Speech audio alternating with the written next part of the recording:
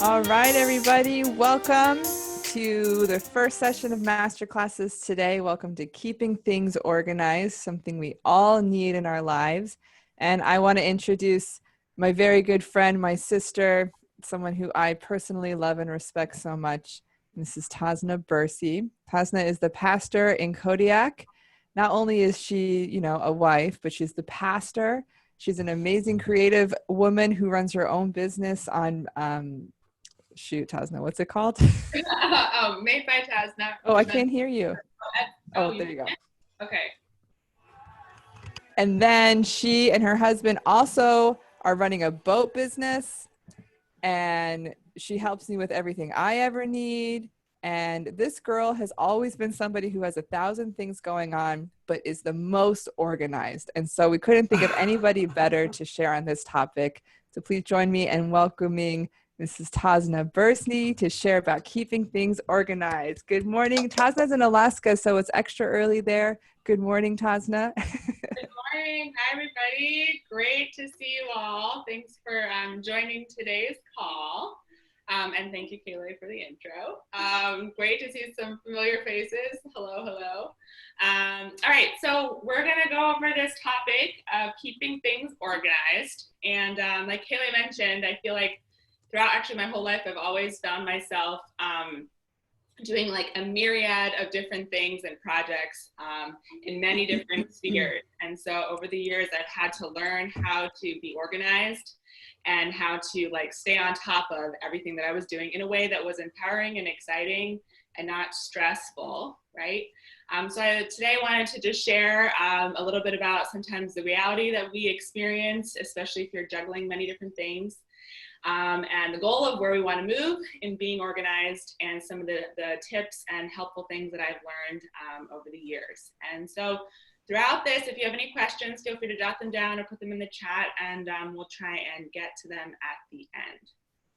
So, okay, so this is, I think, oftentimes how we feel, like we're juggling many things, and at the same time, we're trying to walk or run or get somewhere.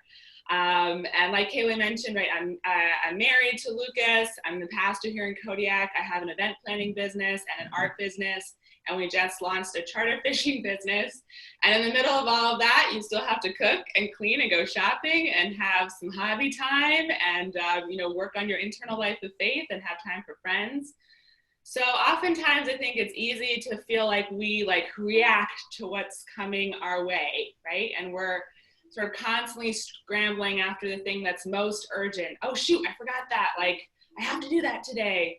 And as you see in these pictures, right, like we oftentimes, like as you're juggling, maybe you drop everything in an effort to go catch that one ball, right? And you scramble to pick it all up. So sometimes, anyway, I hope you have experienced this in some way and can relate to that, right? I see some heads nodding. And then we experience how like time just flies by. It's like, wait, what happened? A week went by, and what did I do? Or a month went by, or it's September, and where did this year go, right? And it's like, oh, I had all these goals for the things I wanted to do. Or I know sometimes I've experienced like we feel so busy, right, that there's no like mind space or no creative space to think about the bigger picture, right? And envision like, okay, I'm working in my youth ministry, and like, what is my plan for this semester? And what do I want to accomplish? And, to have that kind of stress-free space to be creative and have some inspirations and make a plan moving forward, right? Rather than just this constant, like, feeling like you're catching up.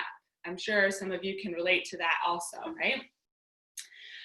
So the goal, I think, of being organized is to have the mind and the heart space to be creative, to think, to plan, and to really be intentional in my time and my effort, right? Everyone has 24 hours a day, but it's amazing how differently we can use those 24 hours, right?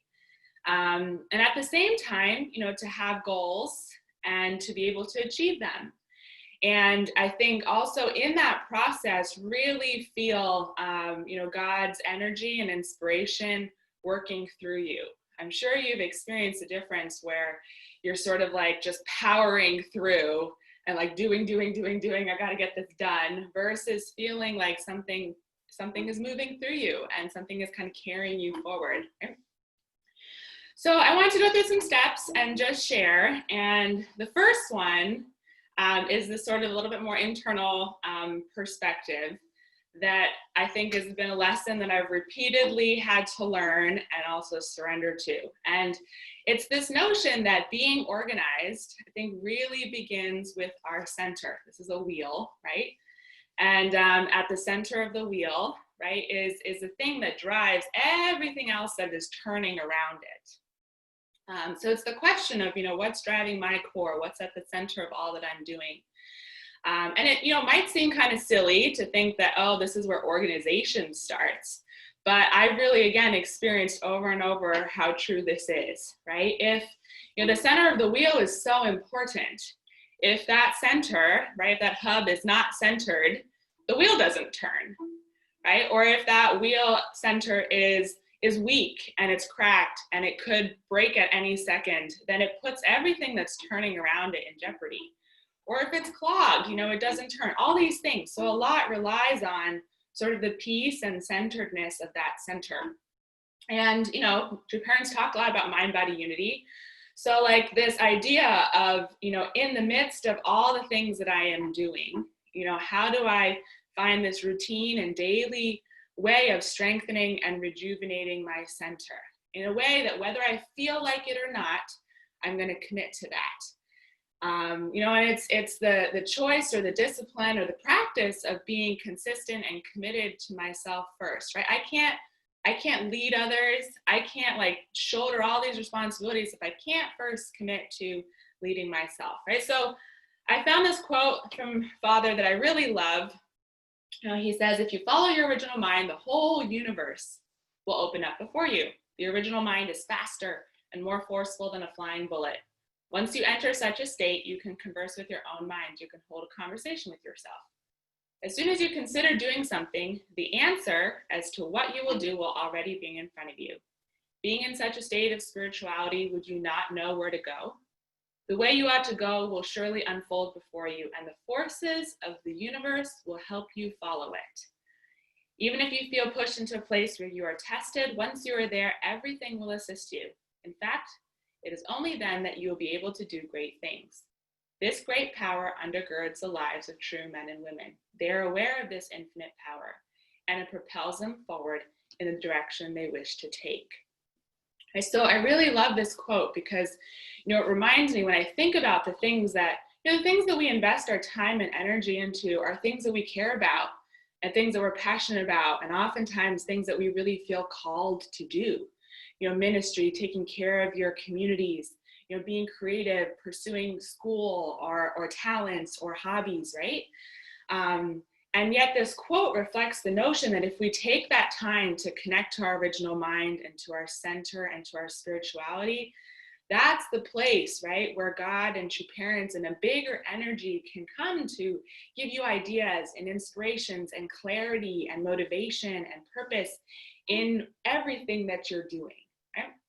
So this is that daily devotion time. So this is as far east on Kodiak as you can get. It's my favorite trail. I walk it every day. It takes me about an hour out, an hour round trip. And, Lucas and I will read something in the morning together, but every afternoon I take an hour walk here and I do my Qigong at the end, which is sort of this moving meditation, take some time to pray, reflect. Sometimes I bring Mother's autobiography with me. And it's this routine place where as soon as I walk into these woods, there's a calmness and there's a peace. And so many times, the things I'm worried about or stressed out about, I'll get inspirations or insights or ideas or solve problems as I'm walking down this trail. It's that rejuvenating place each day. And it's this part of me that knows in the midst of all the things I'm doing, I'm committed. This is my center. This is the hub of the wheel, right? Around which everything else is going to turn. And even when you think about, Mother, and you think about all the things that are on her plate, everything that she has to organize and keep track of and do every single day, right? We'll look at her life and you see that she does not neglect this part, right? And I'm totally confident that it's from this practice of that daily kind of, connection to self and to God and to something bigger, that energy and that clarity and that flow comes, right? Where you're not just running on your own power. So I read this somewhere once, and it says, I have so much on my plate, like so much I'm responsible for. I have no time for me and God. That's one way to look at it, right? Or you can read the same sentence and, I have so much on my plate, I have so much I'm responsible for, that I must make time for me and God. So it's really this mindset switch, right? And if you study successful people, every single person has this daily practice. And I can see, and I think each of us have experienced the difference where if I don't take this time, it's easy to become stressed and overwhelmed. And I just sit there at my desk and scroll through Facebook and check my email a million times and nothing is coming in because I just am avoiding everything that I need to do, right? Versus if I go and like take that walk or take that time and I'm clear in what I want to do, then there's a different kind of energy, right? There's a motivation, inspiration, and it's amazing what you can get done by 11 o'clock in the morning, So here I just want to start off. This is now into the more like practical piece of things. But you're here, because you're either a ministry leader or a pastor or part of a local community support team. There's people that you're encouraging, things that you're responsible for, and most likely you're juggling many hats, right? School, job, mission, life, all these things. And so I wanted to, again, just share a few kind of tips and tricks that I've found helpful over the years. So what we're going to cover is looking at first like the big picture, and then moving into a week picture and then a daily picture. So this is totally shifting kind of brain space here, but moving into the more practical part. Okay, so at least once a month, there's, this is the practice that I do where I take a piece of paper and I think about, okay, what are my goals for this month in all the areas that I'm responsible for? What kind that I care about, like what kind of movement or progress do I want to see? So I literally take a piece of paper like this one, let's say September, right? And I divide it up into 6 areas. This is my examples. And at the top, I'm going to write out 6 main areas that I kind of want to see some movement and progress in. So if you have a piece of paper, take a minute here. And I don't know, Kaylee, did everyone have a piece of paper? I forgot to mention at the beginning. So if you have a piece of paper, like divide up, don't think about it too much, but just divide up that into a few sections. And at the top, jot down what are some of the top major things on your plate. So for me, I have my pastoring role. I have my art business. I have personal finances that we're working on. We have our charter business. I'm in my final semester of UTS. And then I have a whole other stuff section. So just take a few seconds and jot those down. And, when I was working for YAYAM, I had 6 boxes that were all YAYAM related, right? So you might want to even break it down further. So like I would have Summit, and then I would have, Peace Starts With Me rally, and then I would have website, and then I would have, 24 plus and small groups. So I would also sometimes break it down by project if I thought about like, what are all the major things that are on my plate right now? So grid it up. And then the next thing to ask myself is, okay, what kind of, what in each of these areas, what would I like to develop or see accomplished in this next month? So it's just kind of this like bigger picture brainstorming, right? So for example, pastoring in this month of September, this is my real list, right? I want to launch the marriage course, we're planning a camping trip, I want to have 3 sharings with my community, plan a women's retreat, a movie night, and develop my pastor's support team. So for my business, and a finance plan, and then for my art business, make a Christmas bazaar plan, update my Etsy shop, do my bookkeeping, advertise to local businesses. For personal finances, check our investments, tithe calculator, budgeting updates, and then here's my list for our charter business, right? And here's what I know is on my plate for my homework. I looked at my syllabus, and I know that these are my assignments for this month. And then the little other corner is just like my dump of all the other things I just want to do. Like I want to make some birthday gifts and some baby gifts, and I want to repot the plants outside, and I have to schedule a dentist appointment, right? So now I just take a minute and jot down some of the kind of major projects or goals that you have for each of these areas. And if that's a little overwhelming, just pick one area. So the first one that you jotted down, you can just write out what are some of the things that you want to accomplish this month in that area.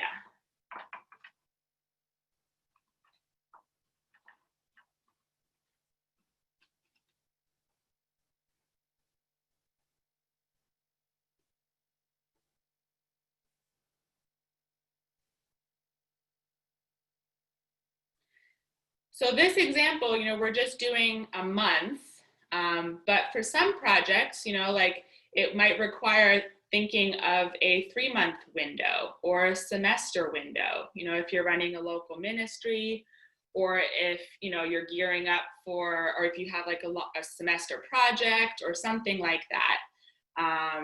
So we'll give another minute for this one.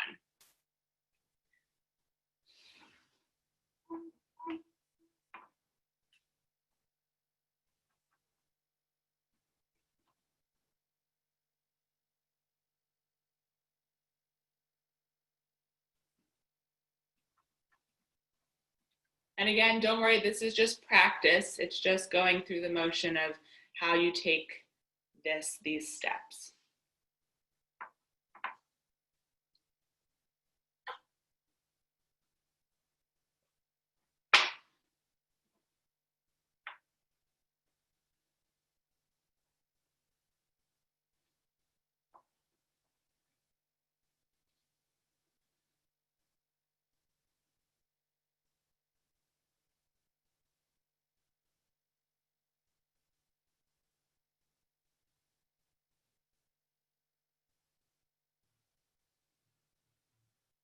Okay, about 30 more seconds, and try and at least just focus in on one box.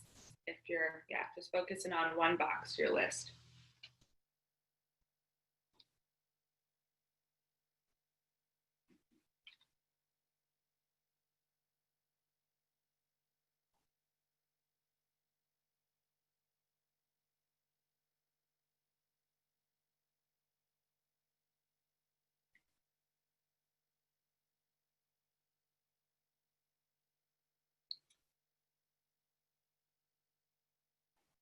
Alrighty.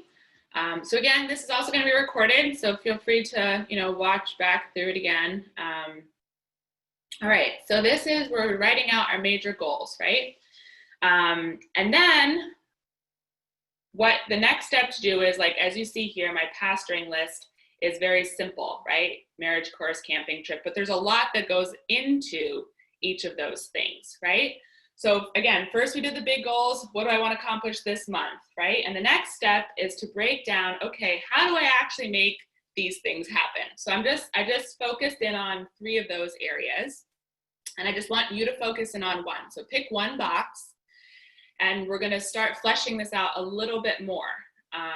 So pastoring, as you can see here, I took my major projects and I broke them down a little bit. So marriage course, what do I have to do to make that happen? Well, I have to make a survey, send it out, a meal plan. I have to get the recordings for these marriage courses. I have to order books and secure childcare. For a camping trip, I have to email the community, make a Facebook event, and make a shopping list. For my women's retreat, I have to draft a schedule, I have to pick a date, message people to ask what works for them, and start working on presenters and activities. Right, so for each of these categories, I'm listing out my subcategories. So I have a visual sense of, okay, what do I have to do to actually make that happen? Same with my business, right? If I want to prep for the Christmas bazaars, well, I have to sketch out designs. I have to figure out what crafts I'm going to sell, make some money goals. I want to update my Etsy. What does it mean to update my Etsy? Okay, write new listings, create a new banner. I have to do my bookkeeping, right? That's sometimes the least favorite thing to do, but I have to do it. So I'm going to put it on there. And many of us are maybe in school and have classes. And one helpful thing I've often done is to look through the syllabus and literally like write out all my assignments in a simple little checklist so that I have a big picture visual of this week. These are all the things I have to do. I have to read this, I have to watch this, and I have to write a reflection, right? Week 4, read, watch, and write a reflection for each of my 2 classes. So it's taking this next step of breaking down what are the main mini tasks associated with each of those goals that I have in that area. So let's take just a minute and again, only focus in on one box and write out what are some of the subtasks that you'll have to do to make that goal, to accomplish that goal this month.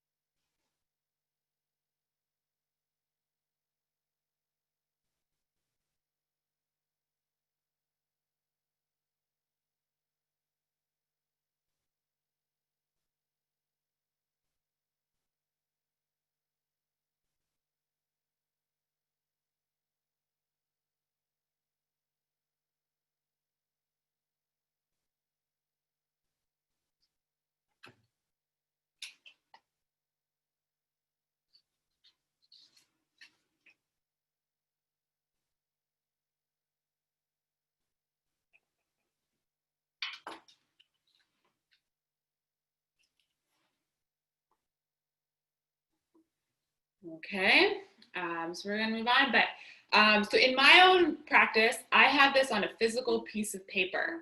I've tried all the little like apps that, help you categorize to-do lists and all that kind of stuff. But for me, like once it's out of sight, it's out of mind. And like to have it out on the cloud somewhere is really hard. So I literally have a physical piece of paper where I jot these down. And I also feel like it's helpful to have a physical piece of paper because you can only fit so much stuff on a piece of paper. And the reality is if it can't fit on a piece of paper, you don't have enough time to do all that stuff, right? And then it's on my desk and I literally like see it every day. And sometimes, there's things that come up. Oh yeah, I have to do that thing. And you can add it to your list. And every week you'll cross off the things that you did and I rewrite my list and condense it.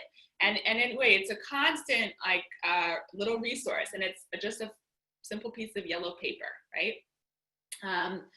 So the next task then, right, is to take this and to write out my weekly tasks, right? What do I have to do this week to move towards these goals? And it means prioritizing, and sometimes it means realizing, okay, I actually can't do all of this, right? And I usually take time, like this is something I would do like once a month-ish, right? At least the big goals and these kind of write out of steps. And then every week, usually either Monday morning for me or Sunday night, if I'm in the space, I take time to write out my weekly goals. And I do recommend Sunday because that means you wake up Monday and you know exactly what you're doing instead of like, kind of like, oh, what am I going to do today? Or like, you wake up and it's like, I don't know, I'm stressed out. So having a chance to like take that time on Sunday night and to write out what are my goals for this week. So I'm gonna demonstrate mine here. So similarly, I write out, a simple piece of paper like this, Monday, Tuesday, Wednesday, Thursday, Friday, Saturday. And one thing that I found helpful is to sort of block days. Like each day sort of has a theme in my life. Like Mondays are my church day, Tuesdays are my creative business day, Wednesday is my like homework, Thursday is my homework, Friday is finances, and Saturday, Sunday kind of keep open for creative, family time, that sort of thing. So that helps because, if you're like, in the morning you're focusing on ministry stuff, and then you have this meeting that's related to something totally different, and then you come back and you try and do your bookkeeping or your homework. It's like your brain is all over the place, instead of also just kind of compartmentalizing a little bit, like these are the main focuses of my days. And there's a little bit of a routine and consistency there also. So this will be then what my day might look like. So I'm looking back at, I can't show two screens, but I'm looking at that, referencing that list with all the to-dos that I have, and I'm asking myself, okay, what do I want to focus on today or this week? So here I'm adding from my pastor list, I'm adding my, the survey, the camping trip, my retreat and advertising movie night, and then doing the pastor's support description. And for my creative business, I'm designing, hey, this week I want to design some cards, make some money goals, and update my listings. And I'm going to have that sharing with one of the elders that I want to have on Wednesday. And then I'm going to do my homework. Wilson, my one class is going to be Wednesday, and I'm deciding that the next class is going to be on Thursday. And oh yeah, I'm going to schedule my dentist appointment on Thursday. And then because of the camping trip, I have to go Friday shopping because we're going to go camping on Saturday. And we're going to have a movie night, so I have to follow up to make sure they're ordering pizza. And it's Sunday. I always have to send out the church bulletin on Friday. And then finances are my bookkeeping. And oh yeah, I have to pay those bills. And because I'm going to do a farmer's market on Saturday, I'm going to prep for that evening. So, and then I want to make a birthday gift on Saturday and repot some plants. So this is what my kind of rough sketch of my week looks like. I'm picking some specific things from this long list of things to do and trying to be realistic about what can I do this week. So I'm just going to give you a minute and try and take this practice of pulling a few things maybe from each of your categories and asking, like, what is a priority for this week? And jot those down. So let's just practice making a little draft week schedule.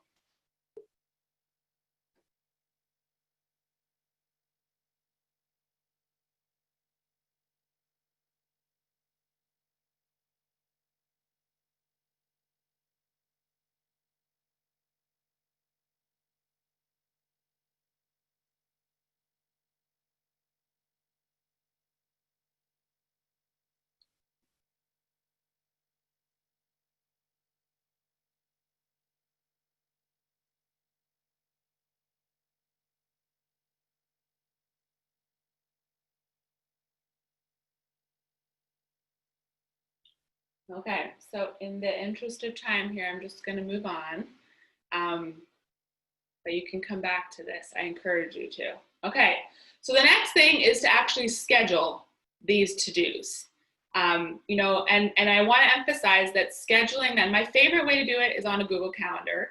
And I want to emphasize that scheduling on a calendar is not your to-do list, right? It's very different.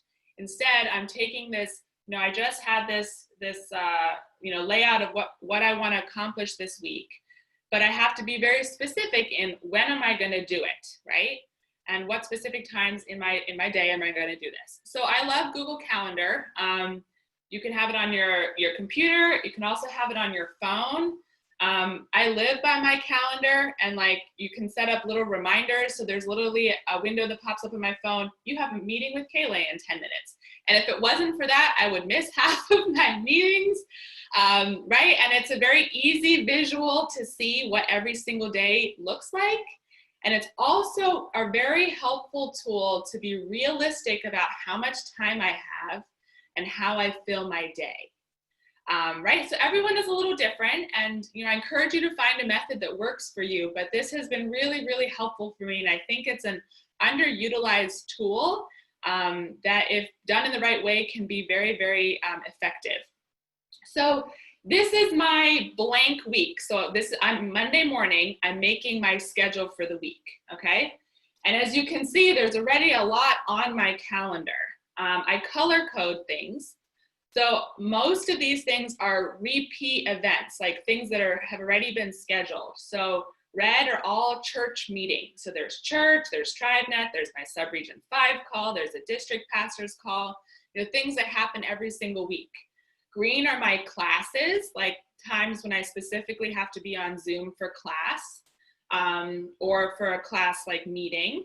And yellow is any meetings that I have already booked or events that I've booked. So whether it's a Zoom meeting, whether it's an in-person meeting, whether it's like the farmer's market where I'm setting up for sale. And then blue are my to-dos, are tasks. And Google lets you make events or tasks. And even though tasks are nice and that you can cross them off, they don't show up on your phone calendar. So I find that I just use an event for a task and I make it blue.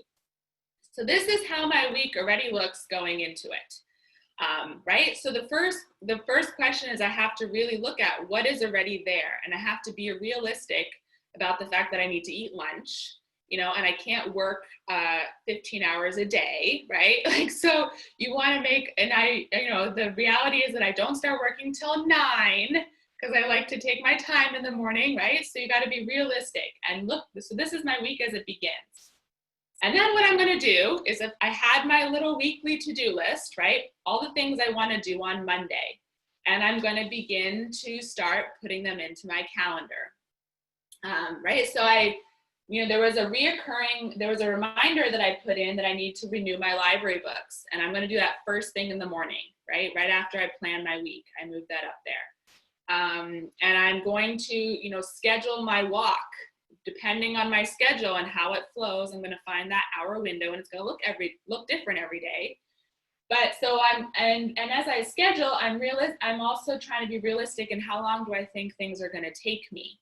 A marriage survey is going to take me an hour. To email someone is going to take me 15 minutes. So my increments are going to be smaller. I leave a gap for lunch. And these are all the things that I had on my Monday list filled out onto my schedule. And you'll see that it leads me right up until 5 o'clock. So that's a full day, right? So it kind of gives me this visual of like, oh, wow, like everything on my little to-do list is actually going to fill up my whole Monday. Right? So then next is Tuesday. So I on the left side is the blank day, right? And here is my to-do list that I wanted to accomplish, right? So on the right, I filled in, okay, I want to spend around 2 hours doing some sketches, an hour doing goals, updating my listing. And then I look at what is already scheduled. I have a counseling call, which means, hey, I want to spend 30 minutes before that prepping for that call, reflecting on my week. What do I want to share? What do I want to talk about? And then, oh yeah, look, I have a wedding planning meeting on Tuesday night with Brian and Erica. That means at some point in the day, I need to prep and so that I'm ready for that meeting. I don't want to do it right beforehand. So I'm going to schedule this half an hour slot to make sure that I have time to prep, right? And then, oh, look, TribeNet is on Tuesday. Well, my day is pretty full. So why don't I just go for a walk and listen to TribeNet at the same time, right?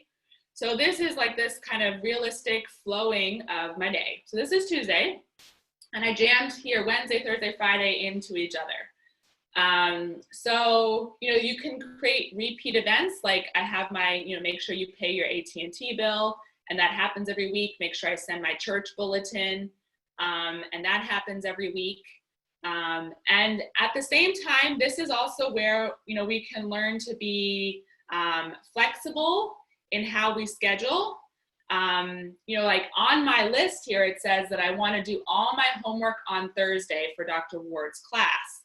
But I have this wives call scheduled for 2 hours when I might normally have done my homework. So that means I'm going to have to shift my homework over to the day before, Wednesday, and do half of it there and half of it the next morning.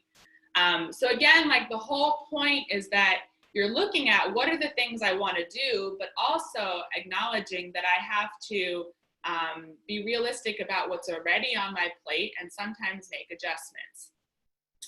I think those are the points I wanted to make there. Yeah, and also, here I have a note that I'm going to go shopping for all the camping stuff. And then I'm also just going to text Tamai and remind her about pizza at the same time. Like, oftentimes if I'm doing something where I know I can simultaneously do other things, I'll like set a reminder and a task to do it during whatever that thing is. Okay, so I'm not going to pause there, but this is sort of what the steps I would take to fill out my week. And then each day, if I start with Monday, I usually grab a sticky note. I have sticky notes all over my desk. And I just write out what are the main things I'm doing on that one day. Stick it on my phone, stick it on my computer screen, and it just helps me focus in on the things that I'm doing, and I can physically cross them off. So I love sticky notes. So what are the perks of all of this? I know it might seem a little overwhelming to like take this time, but it's usually like an hour on Monday, if not half an hour on Monday. And this is then my week, right? And I know I'm confident that there's a clarity and a focus on like, I'm working this week towards these big goals that I have, right? And I'm taking the small steps that I need to in order to get to where I want to go. My week is productive. And honestly, I worry less because I'm not like this constant worrying back in my head, oh my God, I have to do that homework.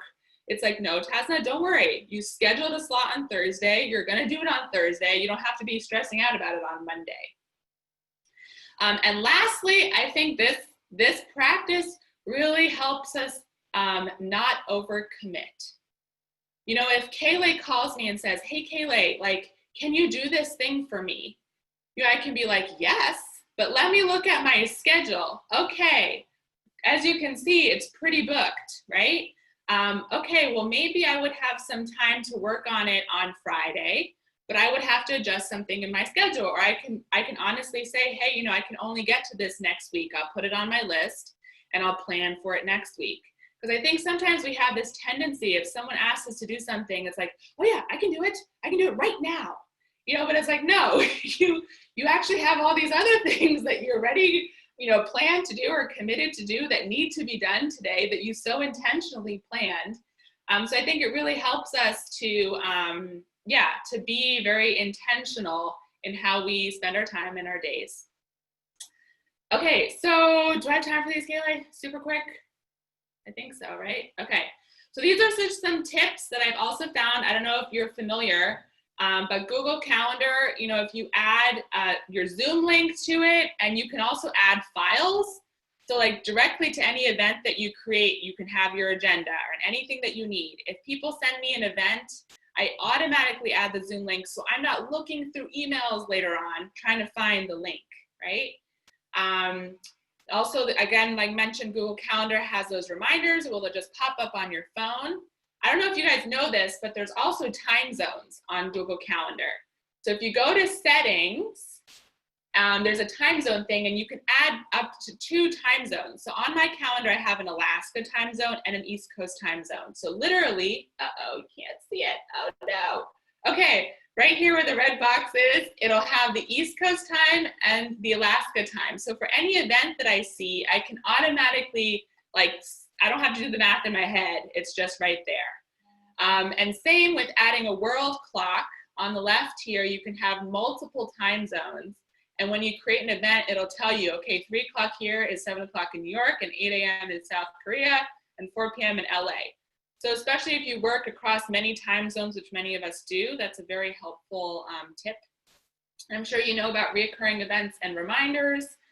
You can set those up. Again, it's very helpful for the things that are consistently happening in our life. And another tip for meetings that I've also found is very helpful is whenever you have a meeting, and usually there's some sort of to-do or task related to that meeting, write it down on your piece of paper. Okay, Kaylee asked me to do this for YAM, so I'm just gonna write that I have to do that. And taking notes of the follow-up things so that any actions are automatically translated to your to-do list and not forgotten. So you can be responsible for them and also follow up with them. And just a tip, if you are an hourly wage person or have to keep track of hours, Toggl is the best app ever. You write what you're working on, you can categorize by project, and you press start and you press stop. And then it automatically keeps track of all your hours. And especially if you tend to work 15 minutes here, 10 minutes there on things, it's a very helpful little tool. And then at the end, it'll give you a summary of all your hours. And Google Keep is also really great. Sometimes I don't have my piece of paper with me, but it's an app on the phone, and it's just a bunch of little check boxes. And I'll like write down things like if I'm in the grocery store and I'm like, oh yeah, crap, I have to pay that bill, or I have to email this person, like I'll just write it there. It's like my list dump. And then when I go back home and take that time each day to make my plan, I can reference that list so I don't forget anything. So I think that is the end of my presentation. I know that it was a lot probably to take in, but again, I just really want to encourage you to take that time, you know, in the midst of all the busyness first, you know, your own kind of daily practice, and scheduling that, like on my calendar, like my walk is scheduled every single day, right? To take time for that. And then at the beginning, you know, of a month to think about what are the big picture goals that I have that I want to work towards, and breaking those down into that to-do list. And then every Sunday or Monday, really, you know, laying out your week and what you want to accomplish that week, and being intentional in how you schedule that. So hopefully this was helpful. Hopefully you learned a few things and are excited to try something new. So if anyone has any questions, I'm happy to answer them. Yeah. Thank you, Tasna. Yeah. Everybody now understands why you're the most organized person in the world. Amazing. Seriously, Maybe a little awesome. overwhelming, but amazing. Thank you very much. So if anybody has questions, please feel free to unmute yourself, or if you can't, you can use the chat. Anything that wasn't clear enough, Tasna's happy to answer more. Even just, you know, regular advice from Tasna is good too. Yeah, 2 questions. Yeah. What do you do? What do you do with free time, like unexpected free time? And then 2, I think you said you spend about an hour a week creating your schedule. What would you feel is a reasonable maximum to spend on creating a schedule like this? That's a good question. So first question, unexpected free time. I mean, sometimes like if like there's something that I have to do the next day, let's say like that list of pastoring thing on Monday, just like I just zoomed through that, right? Well, then maybe I will just, you know, it's hard to do 3 hours straight of homework. So I'll start that, you know, I'm like, oh, here, like I'll have a little bit of time to do this, or an extra task that is later on in the week. But the intention is not to add new things before I accomplish all the things that I have for that week, right? So also, you know, my schedule is not a permanent thing. I am sometimes constantly shifting my to-dos. Like it's very easy on Google Calendar to like shift, right? So I'm like, oh wow, this took me way longer than I thought it would, and so therefore I have to make an adjustment here. So I try and be productive about that time, and you know, get something done maybe that I wanted to do tomorrow if I have some free time. Also in Kodiak, like if the weather is nice, you know, like versus a rainy day, I'll be like, okay, I'm gonna take advantage of the sunshine today, since I had some extra time, and then I will do, you know, tomorrow's supposed to be rainy, so I'll do that. So it's okay to be flexible, but it's still, you know, keeping track of the things that you're committed to. And the second question, how much time should you spend? I mean, I think, again, this is meant to be something that like is a catalyst to acting, right? So if you spend 4 hours planning your week, and it means that it's a super productive week, that's great, right? But if you spend 4 hours and then it doesn't really manifest in accomplishing all your things, then it's maybe counterintuitive, right? Or maybe you find you're the kind of person like planning on Monday and relying on that all week is tough. So maybe you just spend 20 minutes at the beginning of each day making your schedule for that day. Okay, do I have to make any adjustments? Does this still look good? You know, like sometimes I do that where I'm like, okay, like this didn't work, or this major thing happened and I, you know, had to cancel all my to-dos, and so I have to figure out where they go this week. But again, it's just this like visual sense of like the realistic time that you have, and you can make decisions. Am I going to stay up late to do this tonight? If it means I go out with my friends because they invited me to this last minute thing, but you have you're making the choices and you're still being responsible for what you're committing to. Good questions. Thanks, Senator.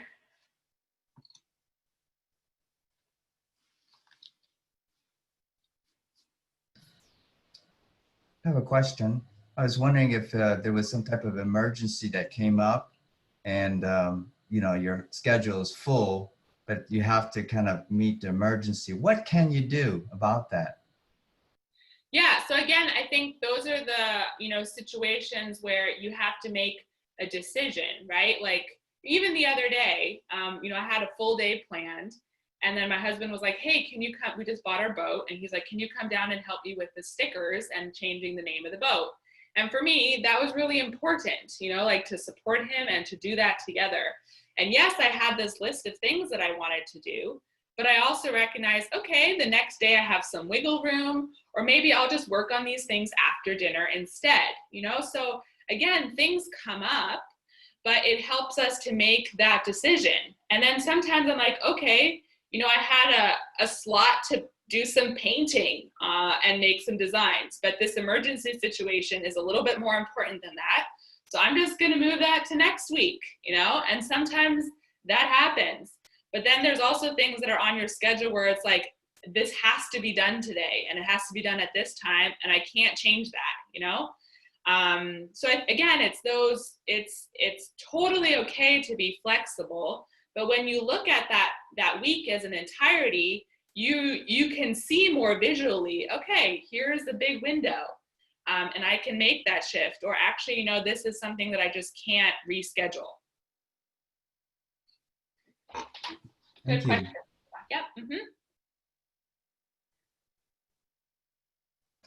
So I have another question. I was wondering if you schedule things, what kind of signals do you have your schedule always on your computer and you're looking at it?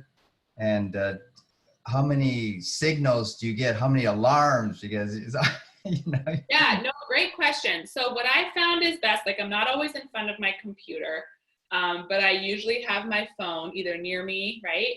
And so Google Calendar will give you a 10-minute warning. So like it looks like, I don't know if you can't see that, right?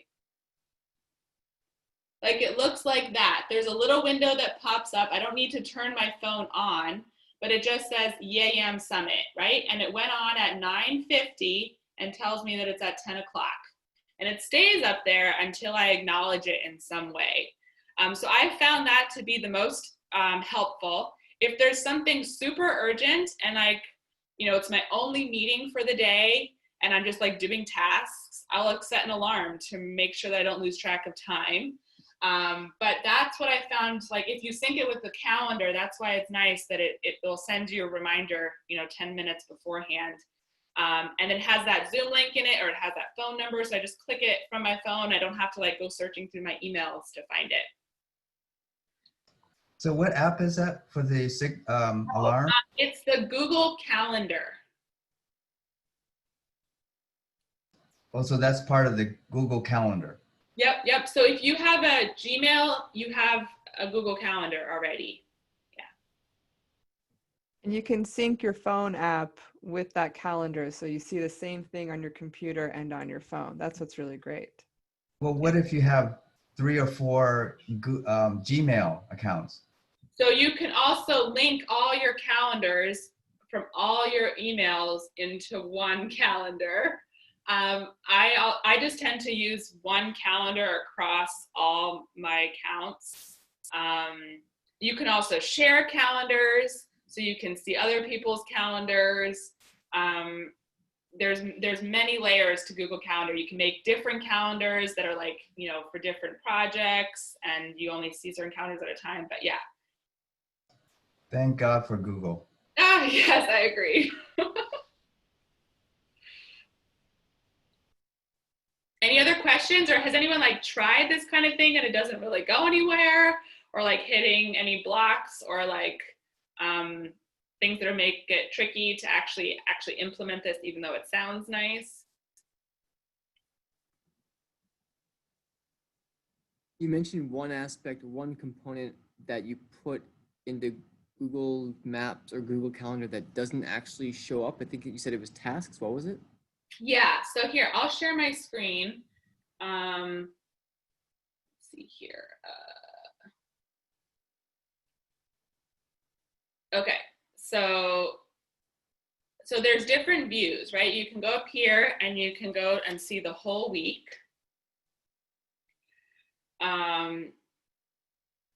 And so this was my sample week that I did for you guys, okay? So if you click and you make an event, there's an event, an out of office, or a task button. And if you do the task, let's say, call Jeremy, and you save it, it looks like this, right? Where did it go? There it is, okay.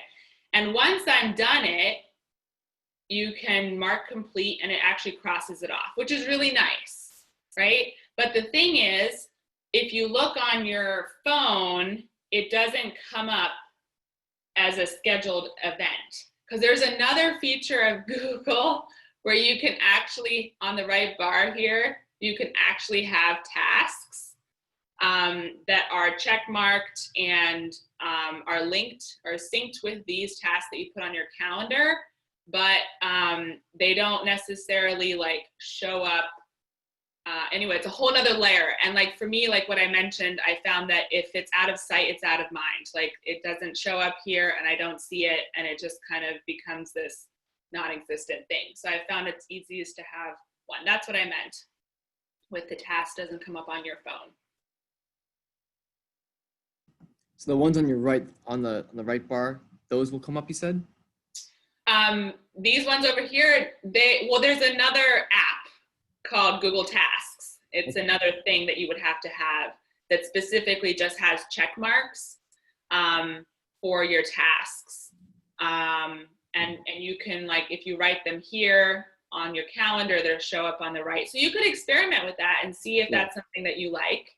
But I've, like, since I use the calendar version so much, and especially on my phone, I found that I've missed things because they don't show up on my phone. Gotcha. All right. Thank you, Tasna. I know maybe for many of us, it will take some time to digest. And again, we can rewatch this later. And I think, you know, especially the first half is something you can already be putting into place, mapping out the month and the week. And it'll take some time to get comfortable with Google Calendars, but you know, it's very true. I mean, look how organized it is, right? Look, it feels good when you see something like that. You know what you're doing. So it's okay that it takes time, everybody. But Tasna, thank you so much. All of you can unmute yourselves. You can give Tasna a round of applause and show her some love. Thank you. She's actually about to Thank leave for her you. camping trip right now. So she delayed her camping trip so she could be with us this morning. Thank you, Tasna. Thank you. Keep it up. Keep it up. Yeah, thanks for joining. And hopefully this will help bring all your visions to life a little bit more. Yay.